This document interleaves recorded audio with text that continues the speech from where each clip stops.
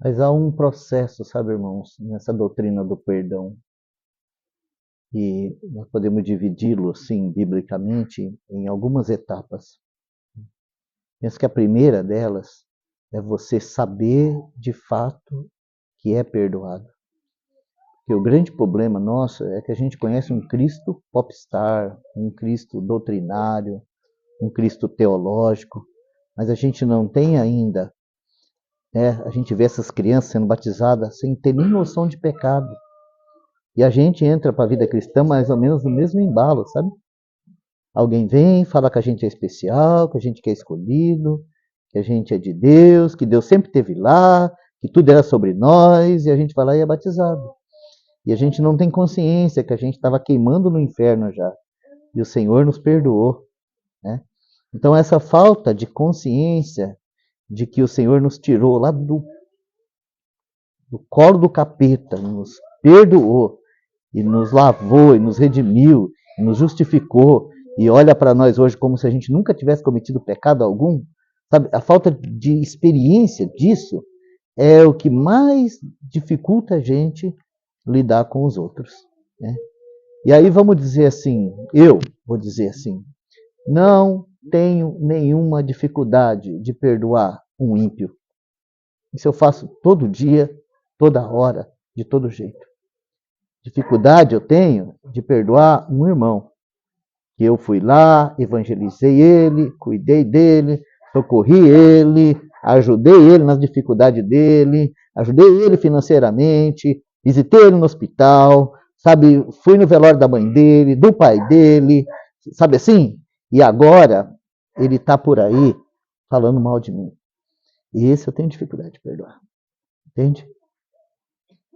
Então aí a gente entra num processo. Né? Como o Valdir falou, a gente perdoa porque tem que perdoar. Mas a gente entra num processo, né?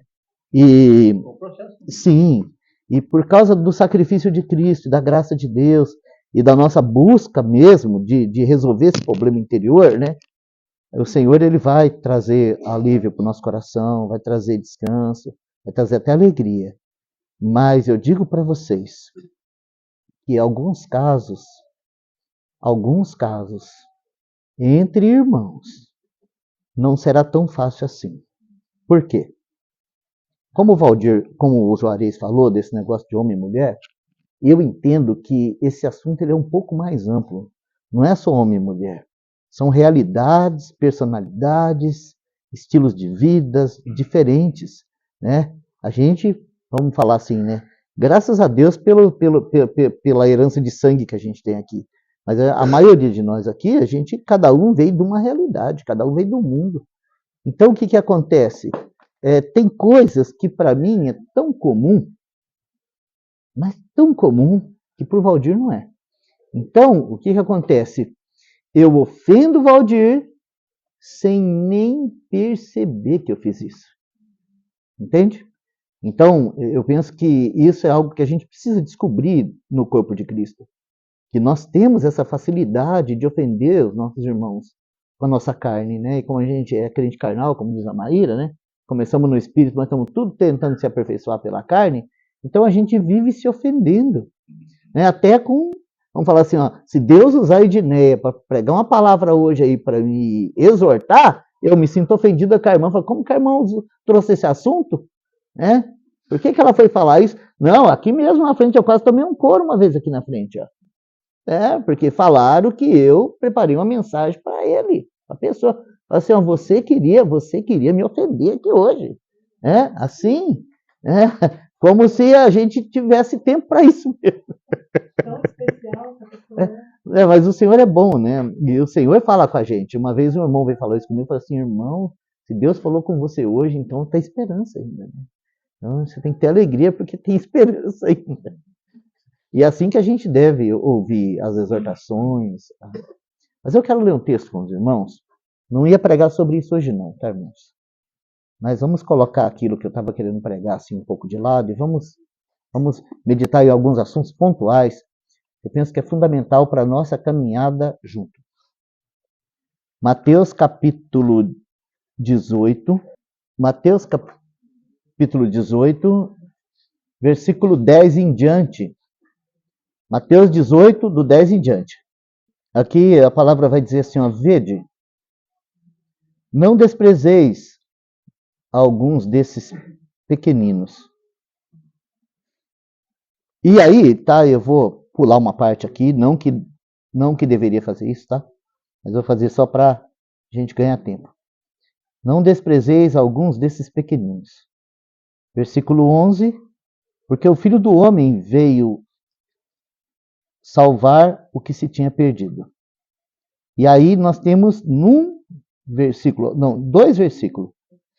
Dois versículos nós temos aqui aquela parábola da ovelha desgarrada, né? Ele fala assim, o que vos parece? Se algum homem tiver 100 ovelhas e uma delas se desgarrar, não irá pelos montes, deixando as 99 em busca das que se desgarrou? Se porventura achá-la, em verdade vos digo que maior prazer tem por aquela do que pelas 99 que não se desgarraram, né? E aí ele continua dizendo assim, assim também não é a vontade do vosso Pai, que está nos céus, que um desses pequeninos se perca, né? Nenhum.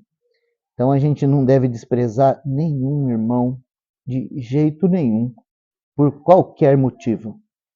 A gente não deve desprezar nenhum irmão de jeito nenhum, por qualquer motivo. E aí no versículo 15, agora entrou no assunto que eu quero tratar com os irmãos, com esse assunto de perdoar. Eu penso que aqui nós temos uma das coisas mais difíceis, um dos princípios mais difíceis.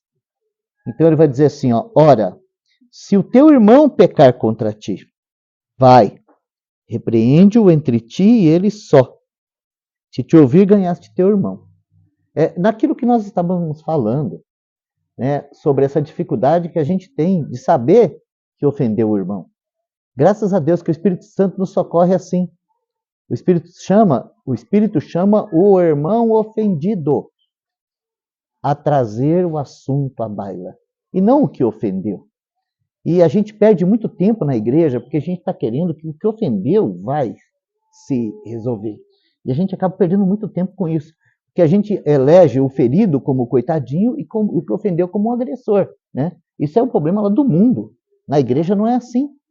Então, o irmão que foi ofendido, porque ele é um irmão, né? Porque ele nasceu de novo, porque ele tem a cruz, então ele pode, antes de pegar, sabe, subir lá em cima do prédio, pegar aquele monte de papel picado e jogar para os ares, e procurar o irmão. Porque é assim que o ofendido faz, sabe? Ele pega toda aquela ofensa, vai no prédio lá, vai lá no último edifício, né, vê se o vento tá legal, aí ele joga. Tá! Né? Depois que jogou, nunca mais você consegue pegar de volta aquilo. Né? Então, o caminho da vida da igreja é o caminho da cruz. Então, antes da maledicência, da fofoca, da piadinha, da putrica e do mimimi, né, a gente precisa realmente compreender diante do Senhor a importância de tratar desse assunto com o irmão. Porque nós vamos encontrar um outro texto que vai falar assim, ó, nenhuma raiz de amargura brote entre vós. Nenhuma. Porque é assim, é uma ofensa que começa a gerar dentro da gente amargura, né? E aí a gente fica esperando aquele irmão vir se retratar. Aí a gente chega na reunião, o irmão pede um cântico, pra gente aquilo é uma morte. Como que ele ousa pedir um cântico? Sem primeiro me pedir perdão? Não é verdade, mas não está nem sabendo o que está acontecendo. Mas eu estou aqui ofendido, porque o irmão não me cumprimentou. Então, é muito importante, antes dessa ofensa ganhar corpo e nos levar aí a sair demonizando tudo e todos, a gente ir lá só tratar do assunto. Agora, tem uma coisa aqui que a gente precisa conversar sobre isso, né? Porque nós temos problema com a Bíblia e com o tempo que a gente vive. Então nós vamos parar um pouquinho aqui e nós vamos lá em 1 Coríntios, capítulo 11, no outro assunto que eu falo para os irmãos, sabe, por causa da minha posição, eu tenho sido negligente com esse assunto com os irmãos. Não pouco, muito negligente. Eu peço perdão aos irmãos por isso, principalmente às irmãs. Mas se assim o Senhor permitir, assim que a gente terminar o assunto de Gênesis, nós vamos estudar esse assunto juntos, tá? Que nós temos aqui em 1 Coríntios, capítulo 11, a partir do versículo 3. 1 Coríntios, capítulo 11, a partir do versículo 3, nós temos o assunto, tá, do encabeçamento. Então a palavra diz assim, ó, mas quero que saibais que Cristo é a cabeça de todo homem, e o homem a cabeça da mulher, e Deus a cabeça de Cristo. Então, eu penso que nós vamos ter condição de sentar e estudar esse assunto, sem misticismo, sem legalismo, mas estudar os princípios espirituais que está aqui. E o único que eu quero tomar aqui hoje é sobre essa relação entre o marido e a mulher. Porque essa palavra que está aí para homem não é ser humano. E não é também homem macho, é marido. Tá? E essa palavra que está aí por mulher não é menina, criança, mocinha, não, é esposa. Então, é importante a gente dizer isso para os irmãos, que uma irmã casada, ela tem um cabeça, que é o marido. Então, vamos dizer assim, se a irmã Edneia me ofendeu, eu não posso ir ter com ela só, porque ela é uma irmã casada, ela tem cabeça. Então, o que eu preciso fazer? Qual que é o caminho que eu tenho que fazer? Eu tenho que buscar o cabeça. Eu tenho que buscar o cabeça. Entende? Eu tenho que buscar o cabeça para buscar um caminho com o cabeça para resolver a situação com a esposa. Entende a bagunça que a gente faz na vida da igreja por não considerar essas coisas? Né? Que a gente tem que considerar essas coisas. São princípios muito importantes. Né? Então, dia desses, eu vi uma irmã numa situação anormal. Né? Se fosse uma jovenzinha, não, mas uma irmã que a gente conhece, considera, sabe o peso espiritual que a irmã tem, eu vi a irmã numa situação anormal. E eu quase falei com ela, mas quase! Mas aí o Senhor falou, não, você não tem que falar com ela, você tem que falar com o marido. Então, isso já leva a gente a quê? A um quebrantamento, a um posicionamento, a uma visão de mais de misericórdia, de graça. Então, a gente precisa disso para a gente resolver esses assuntos na vida da igreja. Né? De seguir, vamos falar assim, de seguir o caminho do Espírito e não o caminho da carne. Porque normalmente a gente está querendo, normalmente a gente não quer resolver a situação. A gente quer mostrar que a gente é melhor, que a gente é coitadinho, que a gente é machucado, que a gente foi ferido, que a gente está escandalizado, que a gente, sabe? E isso vai só destruindo o povo de Deus. Então, primeiro a gente precisa realmente ter essa clareza de que nós somos perdoados. Segundo, nós temos que enxergar essa realidade de que nós somos o corpo de Cristo, né? A família de Deus. E que o Senhor estabeleceu princípios para a gente funcionar junto. E que a gente precisa ter essa humildade de seguir esses princípios e buscar resolver as coisas nesse caminho. Então, como eu disse aqui, se um irmão foi ofendido por uma irmã, ele tem que procurar o marido da irmã, conversar junto, orar junto e achar um caminho para chegar até a irmã nessa situação. Senão a gente vai fazer uma bagunça, não é verdade? Como a gente às vezes acha que... Se o irmão não for crente. Pô, não, nem fala. Se o irmão não for crente, piorou ainda em conversar com a irmã, né? Mas assim, na vida da igreja existe essa ordem, não é verdade? Na vida da igreja existe essa ordem. Então, né, a gente precisa aprender a lidar com essas coisas. Né? Vamos dizer assim que não é uma esposa, é uma jovenzinha na igreja. Ela tem pai, não tem? Então a gente precisa... E essas coisas, realmente, elas precisam ser resolvidas. Porque se elas não são resolvidas, aquela pessoa ela vai continuar ofendendo. Hoje eu li um provérbio que fala isso. Né? Que se a pessoa não for admoestada, ela vai continuar fazendo a mesma coisa. Se a pessoa não for repreendida, ela vai continuar agindo do mesmo jeito. E isso traz, o prejuízo traz para a igreja. Por quê? Porque vamos dizer assim, você que é um irmão forte, você tomou uma paulada daquela irmã e você continua caminhando. Mas o pequenino, quando tomar uma pancada daquela, vai se sentir desprezado, vai desgarrar e não volta nunca mais. Então é muito importante a gente ter no coração esse anseio, esse anelo, esse desejo de poder resolver essas coisas. E como resolver? Perdoando.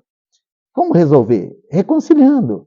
Como resolver? Buscando o caminho de paz. Mas isso tem que ser movido pelo Espírito nesse processo. Então, vamos lá. Item 1 vai ter com ele só. Ou seja, antes da futrica, da fofoca, vai lá conversar com teu irmão, acha um caminho. Né? Normalmente, eu falo para os irmãos, quando a gente segue o caminho certo, a gente resolve na primeira etapa. Agora, quando a gente começa buscando as testemunhas, é que a gente quer espalhar o negócio. Entendeu? A gente se sentiu ofendido e a gente quer que todo mundo saiba que aquele irmão ofende os irmãos. Então, tá aí o nosso grande problema, que a gente corta a primeira etapa e aí não resolve mais o negócio, tá? Pode saber que a solução vai ser divisão. Por quê? Porque a manifestação da carne é isso. Divisão. É o que a carne mais gosta de fazer, divisão. Então, agora, vamos dizer assim, né, que nós fomos buscar esse caminho secreto de sentar com o irmão, né? E o irmão não entendeu nada. E não teve esse reconhecimento que o irmão te ofendeu, que o irmão te distratou, que o irmão pecou contra ti. Ele acha que aquilo é normal. Aí o que você tem que fazer? Aí a palavra fala assim, ó, vai com 2 testemunhas. Agora, irmãos, é um assunto tão delicado, né? Porque como que você vai arrumar 2 testemunhas? Você só vai arrumar 2 testemunhas se teve outros 2 irmãos que sofreram o mesmo agravo. 1 ou 2. Ou seja, você vai precisar encontrar na igreja alguém que sofreu o mesmo agravo.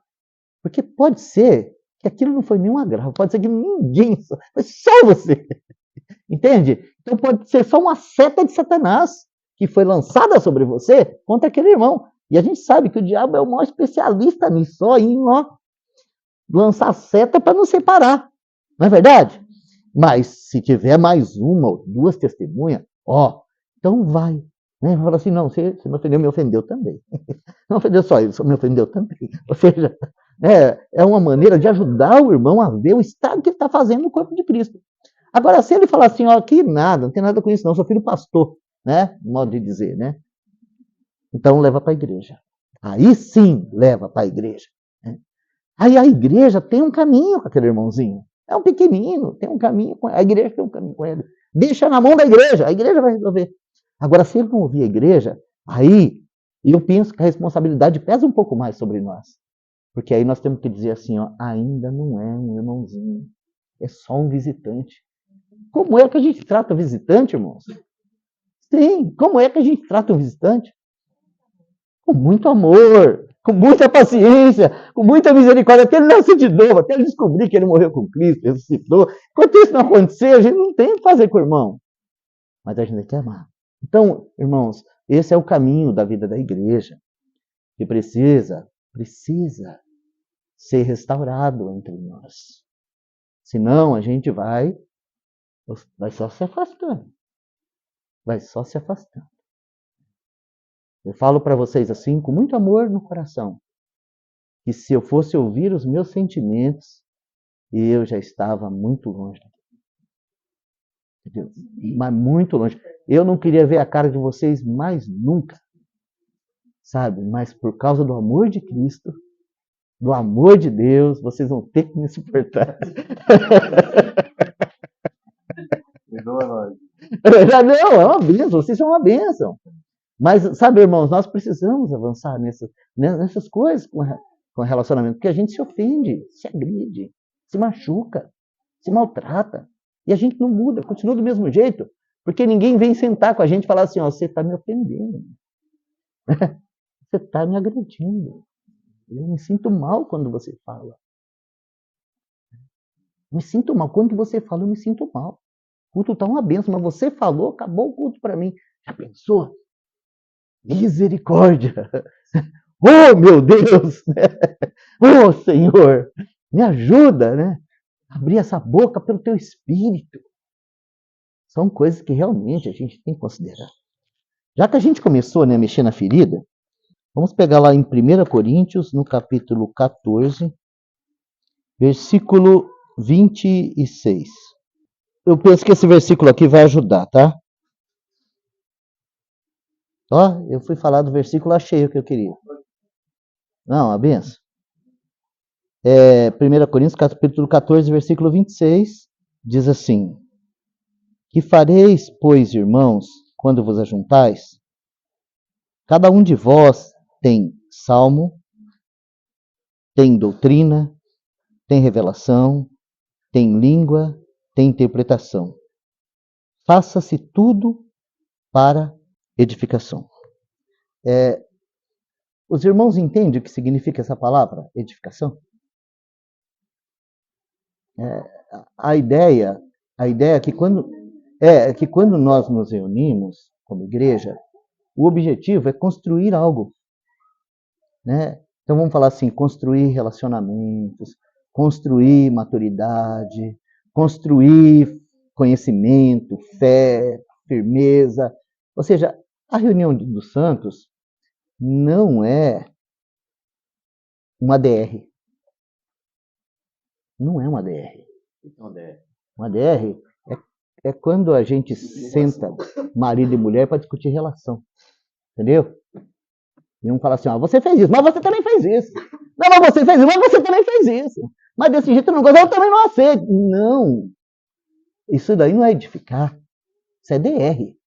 Né? Então, o texto está falando que a gente, quando se reunir, a gente deve fazer tudo para edificação. Tudo para edificação. Ou seja, né, não está escrito isso, mas eu penso que a gente deveria considerar o seguinte. Antes da gente falar qualquer coisa na reunião da igreja. Edifica? É para edificação? É para edificação? Por que eu vou falar? Por que eu vou cantar? Por que eu vou pregar? Por que eu vou orar? Edifica? Sabe? Então, essa é uma coisa que eu penso que, claro, a gente tem que considerar tudo. As crianças, a gente tem paciência com os meninos, novinho na fé, mas a gente tem que aprender a considerar essas coisas nas nossas reuniões. Que, sabe, faça tudo para edificação. Então, o texto, ele dá uma liberdade tão grande, irmãos, porque ele fala assim, ó, o que vocês vão fazer quando vocês se ajuntam, irmãos? Aí ele coloca assim, ó, cada um de vós tem salmo. Que essa deveria ser a nossa vida cristã normal. Né? O que é salmo? Uma expressão de louvor, de gratidão a Deus, né? Um cântico, uma palavra que entrou e fez efeito e que você sabe que é uma bênção para os irmãos. Cada um de vós tem. Não adianta você, sem ter nada, vamos dizer assim, ó, você passou o dia no Zap Zap, no Instagram, na caixa do nada, sabe? Aí quando foi lá 5:30 da tarde, você encontrou um negócio lá que o pastor fulano de tal falou que você achou interessante, e você foi lá, pegou o versículo, pegou aquilo lá e falou, vou levar para a congregação, vou levar para a reunião, vou levar para a assembleia, porque tem uns irmãos lá que precisam ouvir isso. Né? Ou então você chegar aqui e falar assim, não, tem que arrumar um texto, porque eu não posso ficar calado, não vão falar que eu estou em pecado. Entendem isso, irmãos? Essas coisas têm que ir embora. A gente tem que dar Cristo. O que a gente tem? Cristo. A gente reparte. A gente reparte da vida de Cristo. É isso, cada um tem, né? Então, quando eu falo assim, cada um tem, ele está dizendo que o Tiago pode ter, o Eric, o Dudu, né? O Davi, o Miguel, a Renata, qualquer um, qualquer irmão tem, sim, e tem liberdade para compartilhar do que tem. É isso, né? Agora, tem um detalhe aqui, irmãos, que eu faço questão de tomar para mim, tá? Porque não é um assunto que hoje a gente pode dizer assim, ó, isso aqui é para as mulheres. Porque o texto diz assim, ó, vamos lá, versículo 34. Eu vou ler o 33 primeiro. O 33 vai dizer assim, ó. Porque Deus não é Deus de confusão, senão de paz, como em todas as igrejas dos santos. Ou seja, ele está dizendo que Deus não quer fazer bagunça. Deus ele não é Deus de confusão, ele é de paz. Mas logo em seguida, esse assunto, tá? Que Deus não é Deus de confusão, que ele está falando que mesmo o profeta, né, não tem esse negócio que o Espírito fez ele levantar, fez ele falar, não. O Espírito do profeta está sujeito ao profeta. Quantas vezes o Senhor vai te dar uma palavra, ou um cântico, ou um testemunho, ou um salmo, e você não vai ter oportunidade de compartilhar. E você vai ter que pegar aquilo, embrulhar para a viagem e ir para casa, né? E esperar o Senhor, né, te dar a oportunidade de falar. Não só a palavra, mas a oportunidade. Por quê? Porque o espírito do profeta está sujeito ao profeta. Então a gente tem que aprender isso, sabe? São coisas que a gente tem que aprender na vida da igreja. Mas logo em seguida, né, o outro versículo, que era o versículo que esse aqui eu preciso esmiuçá-lo, tá? Para a gente entender. Porque senão ele contradiz até mesmo esse último que a gente leu. Se alguém tem, entrega, né? Se alguém tem salmo, se alguém tem doutrina, se alguém tem, né? Se alguém tem, entrega. Aqui não. Aqui ele fala assim, ó. As vossas mulheres estejam caladas nas igrejas, porque não lhes é permitido falar, mas estejam sujeitas, como também ordena a lei.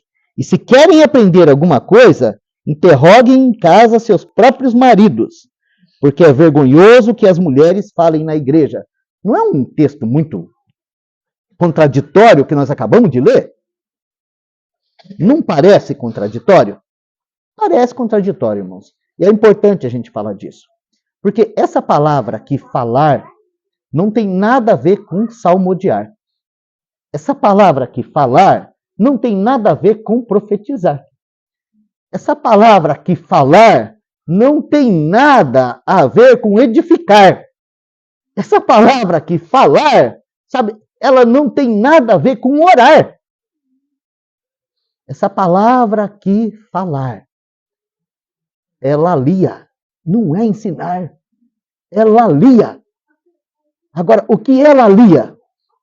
Lalia, por vocês terem ideia, falar em línguas é grosolalia. Sabe, mas não falar em línguas da Bíblia, falar em línguas que nós encontramos hoje aí. É grosolalia, ou seja, você está falando por falar, ninguém está entendendo, nem você, e não está edificando ninguém, não está fazendo nada, você está só falando. Sabe? E vamos colocar o grosolalia de lado e respeitar os irmãos que falam grosolalia, porque nós estamos todos na escola, aprendendo junto. Então a gente tem que ter respeito com os nossos irmãos, seus sentimentos, as suas coisas. Mas esse assunto aqui, ele é um pouco mais embaixo. Nós precisamos entender que no reunir da igreja, nós estamos aqui buscando edificar um ao outro.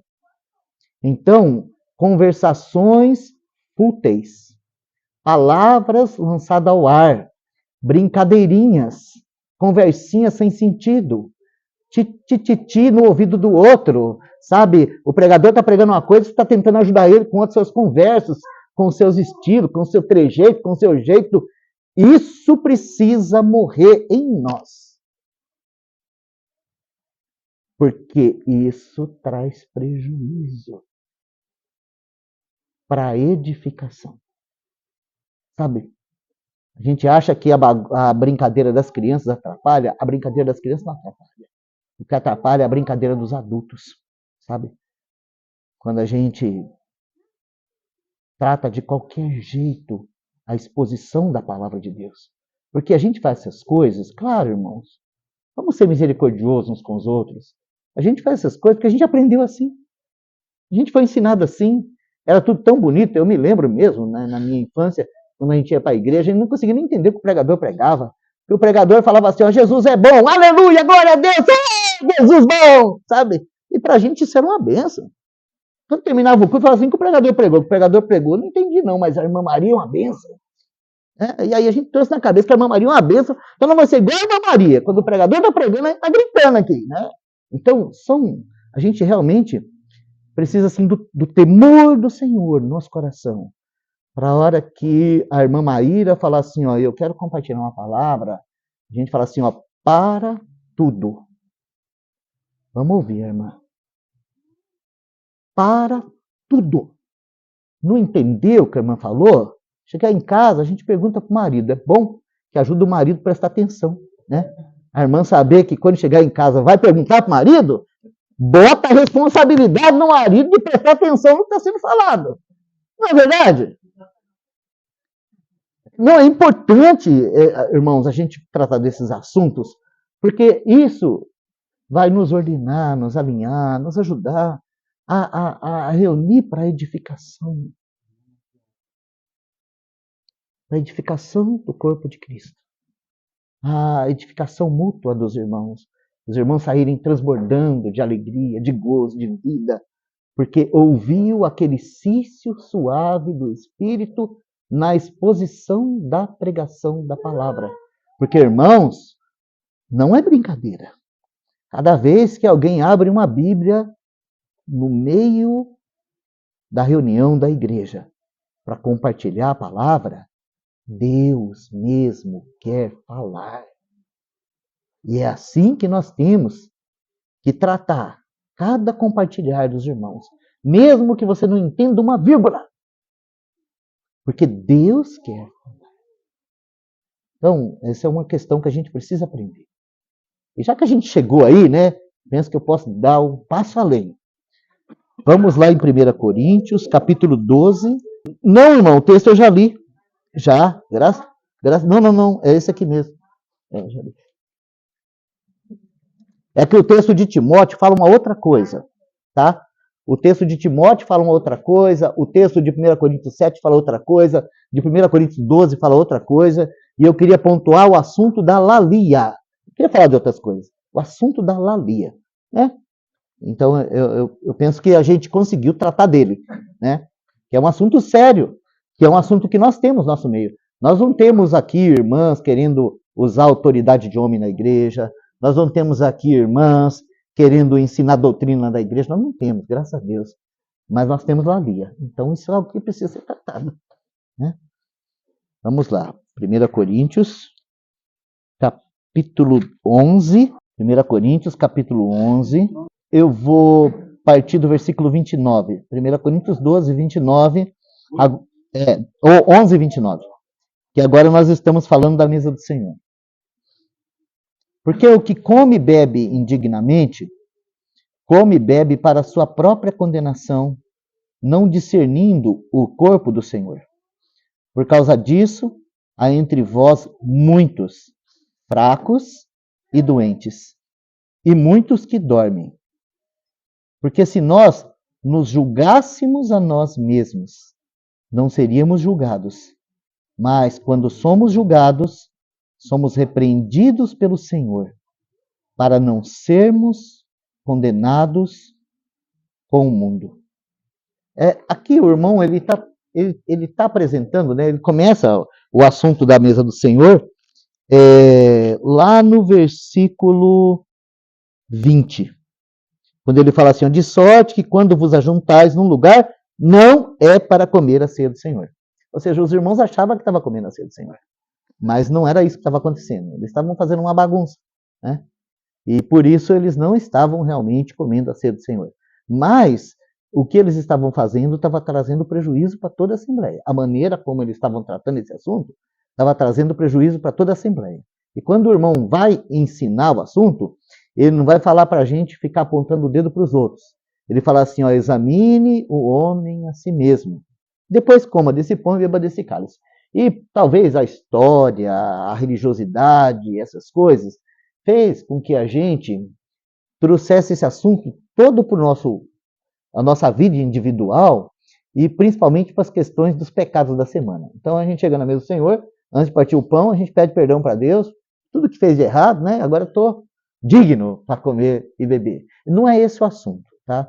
O assunto aqui é corporativo, ou seja, aquela reunião ela estava trazendo prejuízo, porque os irmãos estavam fazendo tudo de qualquer jeito. E quando o irmão vai trazer a correção, sabe? Ele pontua algumas coisas que estavam acontecendo na Assembleia, que alguns irmãos comiam, outros passavam fome. Então a gente vê que vai muito além do partir do pão, né? Porque o objetivo do partir do pão não é nem embriagar ninguém, nem deixar ninguém com a barriga cheia, né? Mas ele vai falar da importância de nós, quando nós formos partir o pão, nós fazermos isso de modo digno. E para que a gente faça isso de modo digno, cada um de nós tem responsabilidade. Cada um de nós tem responsabilidade com o coletivo. Então, irmãos, eu penso que a gente não pode simplesmente marcar uma reunião de partir do pão por marcar uma reunião de partir do pão. E falar assim, se der certo, nós vamos partir o pão domingo. Se não der, se não tiver qualquer outra coisa para fazer, a gente deixa os irmãos lá. Então, isso é o que a gente faz com respeito ao partir do pão, né?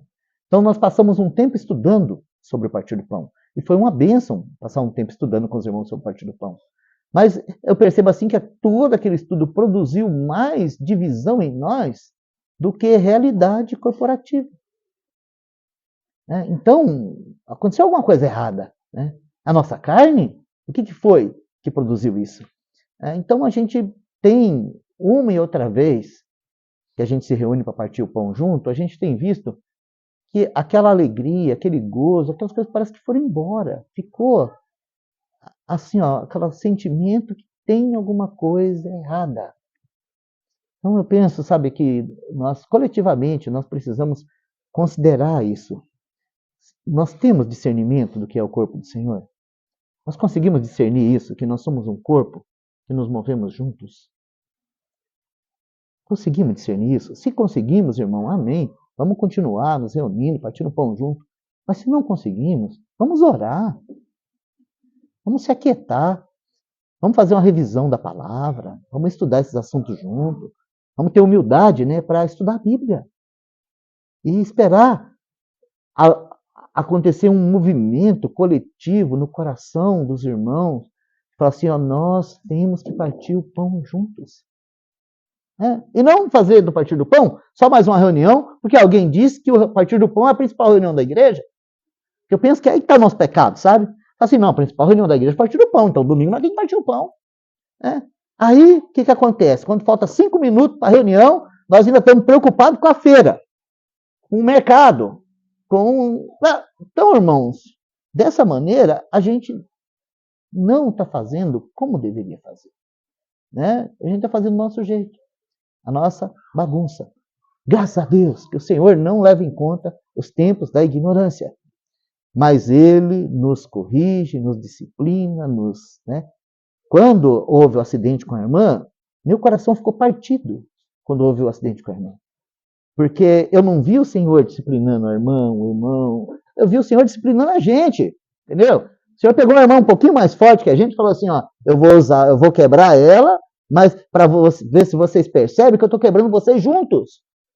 E que nós precisamos mudar nossa maneira de se relacionar com o Senhor e uns com os outros. Né? Não importa se a gente vai cantar 5, 6 cânticos numa reunião. A gente pode cantar só um. Ou a gente pode fazer que nem os irmãos moravianos, quando eles enviaram os 2 primeiros missionários, que antes dos irmãos partirem, eles cantaram 100 cânticos numa reunião onde tinha 30 irmãos.